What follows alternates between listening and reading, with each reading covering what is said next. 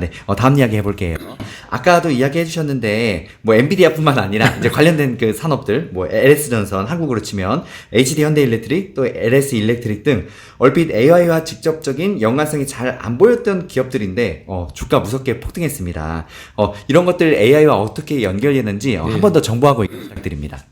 그렇습니다. 아까 이제 잠깐 설명을 드리긴 했는데, AI라는 것이, 구동될 수 있고, 그 다음에 소비자들이 활용할 수 있고, 그런 것을 가능하게 만들어주는 몇 가지 요소들이 있는데, 그거를 일단 파악을 해야 되겠죠. 그래서, 우리가 뭐 흔히 금방 생각할 수 있는 반도체 같은 거, 혹은 뭐 클라우드 관련되는 인프라, 이런 거는 금방 생각할 수 있지만, 미처, 이거 꼭 전력이 어마어마하게 많이 필요한 그런 영역이구나. 그렇다면은 전력과 관련되는 모든 회사들이 영향을 받겠다. 그런 것들을 이제 금방 파악을 할 수가 있어야 되겠죠. 그래서 방금 말씀하신 그런 LS 전선이나 뭐 LS 일렉트릭, HD 현대 일렉트릭, 효성중공업, 대원 전선 회사가 많아요. 그런 회사들이 영향을 받는 까닭이 이 AI와 어떤 연관이 있기 때문이다 하는 것을 이제 파악을 해 두시는 게 좋겠습니다. 그 전력 하나만 두고 이야기하더라도 전력을 생성하는, 만들어내는 그런 업체들, 그 다음에 그거를 운반하기 위해서 전선이나 특히 해저 케이블, 엄청난 많은 양의 그걸 이동을 하려면은 전선도 그냥 보통 전선이 아니고 고압 전선, 그 다음에 해저 터널, 해저 케이블, 이런 것들을 만들 수 있는, 특히 해저 케이블 같은 경우는 실제로 쓸 수 있는 해저 케이블을 만드는 회사들이 세계적으로 정말 손을 꼽는다고 그래요. 몇 개 안 된다고 그래요. 들어가기도 힘들고. 근데 LS 전선 같은 데서 이제 그거를 해낸 거죠. 그래서 해저 케이블 분야에서 상당히 좋은 그런 성과를 이룩하고 있고, 그 다음에 이제 전력을 보관하고 사용할 수 있도록 제어하는 그런 변압기 같은 그런 회사. 이게 이제 일렉트릭으로, LS 일렉트릭 같은 회사죠. 변압기를 만드는 회사. 그리고 이제 전력을 만드는 회사 중에서도 원자력과 관련되는 그런 기업들, 이런 것들을 이제 알아둬야 될 것 같고요. 그 다음에 그 반도체하고도, 반도체를 직접 만드는 회사는 아니더라도 관련되는 이제 소위 소부장 업체들, 이제 아까 이제 한미 반도체 얘기를 잠깐 드렸습니다만, 한미 반도체 경우는 이제 장비 회사죠. 특히 HBM을 만드는 데 필요한 장비라고 해서 그렇게 가격이 급등한 그런 케이스이고, 또 그거 아니더라도 그 아주 고성능 메모리에 들어가는 뭐라고 합니까, 기판, PCB도 이제 아주 층이 많은 다층 PCB를 만드는 그런 회사들이 뭐 이수 페타시스라든가 LG 이노텍, 삼성 전기 뭐 이런 회사들이 있습니다. 그래서 그런 회사들도 이제 좀 주목을 할 필요가 있겠죠. 그리고 이제 아까 말씀드렸던 그런 데이터 센터에 열이 많이 발생하는 열을 잡는 냉각 공조 서비스와 관련되는 데이터 센터에 열을 잡는 그 냉각 방법 중에도 뭐 이렇게 액체 속에 담아서, 그죠? 담아서 이렇게 순행식 그런 것도 있고, 그 다음에 아예 그냥 데이터 센터를 그냥 바닷속에 짓는 경우도 있어요. 네. 그런 것도 책에 좀 나옵니다. 참고적으로.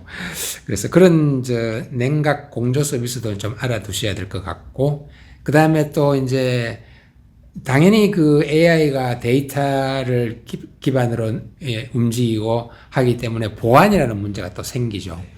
그래서 고도의 철저한 보안을 제공하는 업체가 또 어디 있느냐, 이런 것도 좀 공부를 해봐야 될 것 같습니다.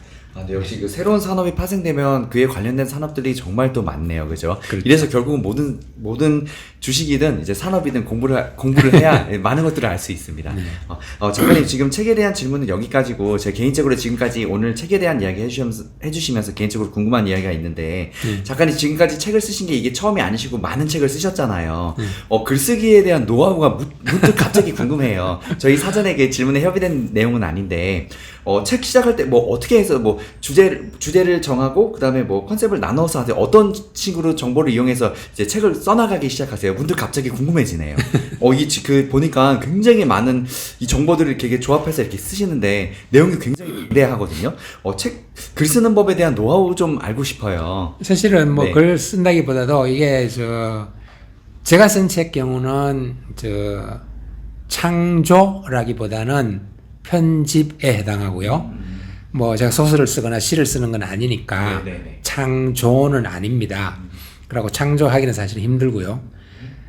그러나 이제 이런 실용서를 쓸 때는 일단은 제일 처음에는 사람들이 관심을 가질 수 있는 주제가 뭘까? AI일까? 배터리일까? 반도체일까? 일단 주제가 있어야 되겠죠. 뭐 유통 이런 주제를 만약에 제가 쓴다고 하면 그렇게 많은 사람들이 관심을 가질 것 같지는 않습니다. 지금 상황에서는. 그러나 제가 만약에 AI라고 한다면 그래도 조금은 관심을 가질 것 같아요. 그래서 지금 현재 추세로 봤을 때 사람들의 관심사 속에 있는 주제를 일단 골라야 되고 그걸 고른 다음에는 그 주제에 대해서 뭘 쓸까? 예를 들면 AI 같으면은 저보고 AI를 활용하는 방법에 대해서 쓰세요. 그러면 저는 못 씁니다. 관심도 별로 없고요. 그리고 혹은 뭐 AI의 뭐 인문학적인 어떤 고찰 그런 걸 좀 해보실 수 있겠습니까? 저는 잘 할 자신이 없습니다. 그래서 자기가 할 수 있는 측면을 이제 골라야 되겠죠. 그래서 저 같은 경우는 그래 AI 산업 혹은 AI 생태계, AI에서 활동하는 기업들 이런 것들을 쓰라 그러면 오케이 그건 제가 할 수 있겠습니다. 그런 측면을 골라야 되겠죠. 그런 다음에는 데이터를 이제 부지런히 모아야 되겠습니다. 뭐 언론에서 나오는 기사들도 좋은 데이터가 될 수 있고, 그다음 거기에서 활동하는 기업들의 사이트에 들어가 보는 것도 아주 좋은 그 정보를 얻는 방법이 될 수가 있겠습니다. 유튜브도 열심히 들어봐야 될 것 같고, 뭐 해외의 유튜브나 혹은 콘텐츠도 많이 이제 들여다봐야 되겠죠. 그렇게 해서 이제 그 데이터를 모은 다음에 그 다음에는 이제 편집하는 과정인데 그 편집을 하기 위해서는 자기 스스로 구조를 일단 짜야 됩니다. 이 책을 어떤 구조로 짤 것인가. 그러면 1부에서는 이런 것을 이야기하고 2부에 들어가서는 이런 이야기를 하고 마무리는 어떻게 하자.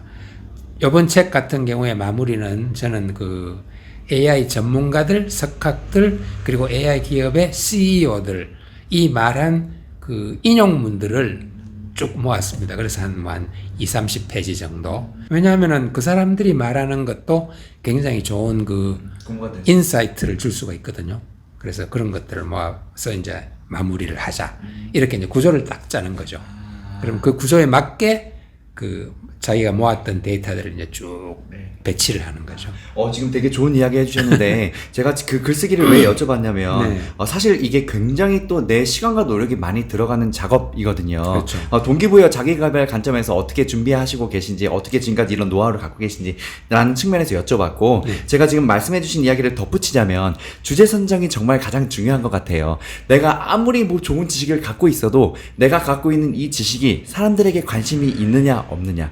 예를 들어서 아무도 관심 없는 이야기 책 쓰고 떠들어봐야 안 듣습니다. 그렇죠. 왜냐면 저도 같은 사례를 좀 이렇게 들어보자면 저희 유튜브도 처음에 저희 아버지가 처음 시작하셨는데 아버지가 이제 그냥 좀 여담입니다만 인생의 기록을 남기고 싶다라는 측면에서 이제 시작을 하셨어요. 그래서 이제 여행 다니고 맛집도 다니고 했는데 사실 그런 거는 아무도 안 보더라고요. 그런데 저희 아버지도 이제 그 작가님처럼 이제 연배가 좀 있으시니까 경제 활동을 오랫동안 해오셨단 말이에요. 그래서 어떻게 지금까지 학자까지 과소비 안 하고 열심히 일하고 근데 일하는 건 노동소득만으로는 우리가 돈을 많이 모을 수가 없으니까 노동소득 플러스 어떻게 재테크를 해서 돈을 모았을까 이걸 좀 이제 좀 진정성 있게 내가 정말 고생하고 그런 이제 노하우 남들은 안 그랬으면 나처럼 안 힘들었으면 좋겠습니다라는 진정성 있는 이야기로 이제 돈 얘기 말 그대로 돈 되는 이야기를 좀 풀었는데 사람들의 니즈라고 사람들이 정말 필요하고 관심 있는 것 우리 다들 먹고 살기 어렵잖아요. 이거 어떻게 해서 돈을 모을까 볼까? 그래서 이걸로 재테크 이야기로 채널이 갑자기 빵 터지면서 구독자가 이제 엄청나게 늘어나기 시작했어요. 그래서 지금은 이제 아예 주식 투자 중심의 이제 재테크 관련된 이야기로 아예 자리를 잡았는데, 그 말씀해 주신 것처럼 내가 하고 싶은 이야기가 있는데 주제, 사람들이 어떤 것을 궁금해하고 필요로 할까? 이게 정말 가장 중요한 것 같습니다. 여기에 이제 내 시간과 노력이 들어서 작가님 이제 책을 쓰신 거죠. 네네, 좋은 이야기 감사합니다.